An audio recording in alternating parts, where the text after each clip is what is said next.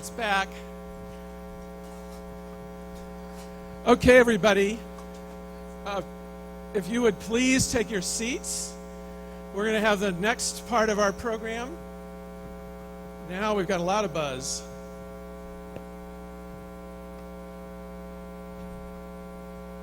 Team, can somebody come up here and fix the buzz?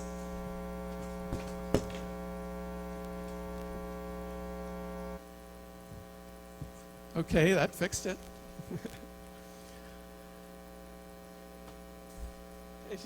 Okay, one of the things that a lot of us in civil society have worked for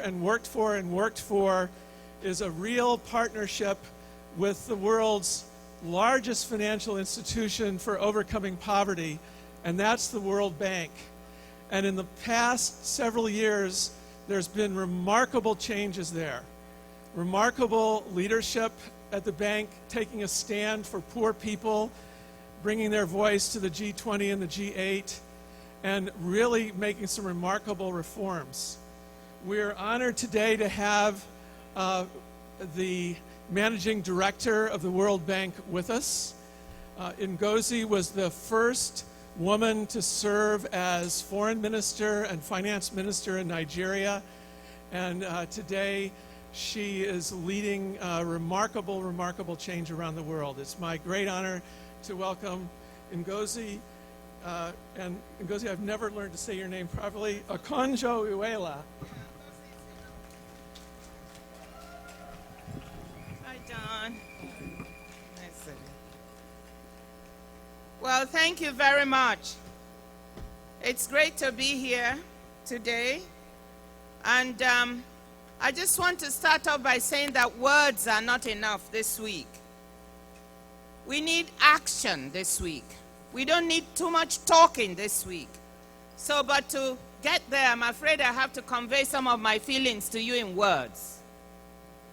Now, as this global summit gets off to a start, we have to look at progress towards the Millennium Development Goals. And as usual, we have several things to celebrate, and we also have several challenges ahead.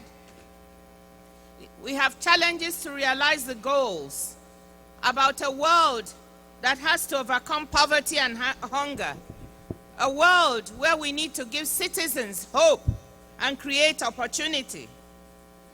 For a moment, on the celebration side, let me say that 30 years ago, 52% of people in developing countries lived in extreme poverty.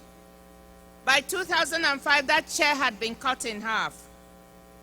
In Africa, before the blow of the food, fuel, and financial crisis, in 2008, primary school enrollment rates were rising faster than in any other continent, and child mortality rates had fallen by 25% in 13 countries in just 4 years.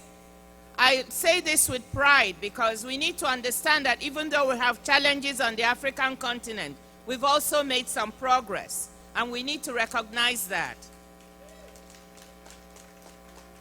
But the crisis, this financial crisis that many poor people in the world don't even know the origins or understand what it's about, has ended up with some reversals. Growth rates have been turned back. In Africa, we were growing at 6% per annum. Then we fell back to 1%. 64 million more people have been thrown into poverty around the world.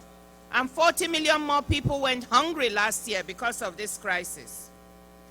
Now, the good news is, whilst we have all these challenges, we know what works. You know what works to save lives. We know what works to give people quality health care and education. We know what works to create jobs and reduce poverty. And that is why it is criminal that even as we stand here, women are dying all over the world, even when we have the answers. They are dying in childbirth. We have 629 women per 100,000 dying in West Africa in childbirth, compared to 7 in Western countries. Inequality in access to services is what is the root cause of this. and we must fight it. We must deliver for women because we know the answers. And I brought this little case that was given to us today from Women Deliver. We had a Women Deliver meeting, another civil society organization. And I wish we had one to hand to everybody, because it says we have solutions. There are solutions. Prevent the preventable. Invest in women and girls. It pays.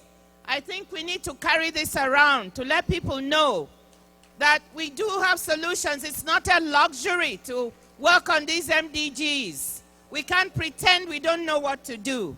And that is why at the World Bank we've changed the way we work.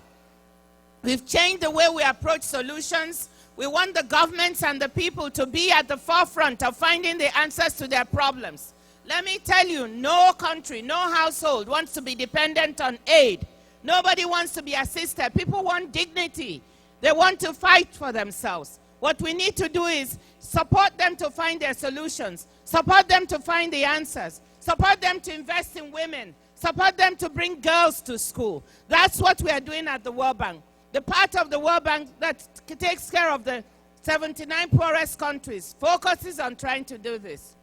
We've invested $33 billion in the past 10 years to build institutions in countries, to build healthcare systems, to save lives. 13 million lives have been saved. But that is not enough.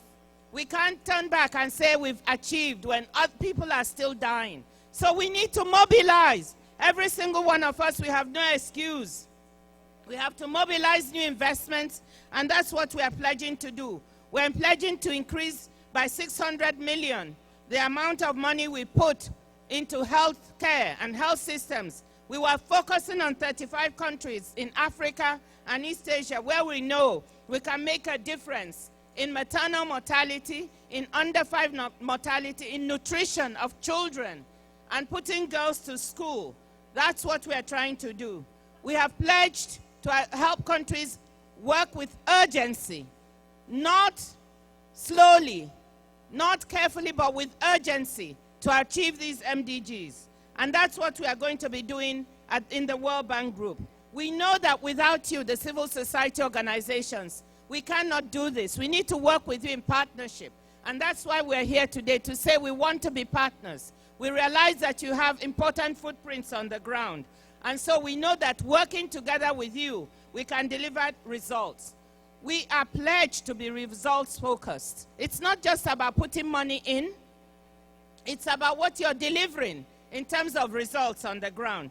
And let me tell you that over the past 10 years, we have tried to measure what we have done with the resources we use to support governments. And the World Bank Group, either the part of the bank that supports the poorest, has supported immunization of 310 million children.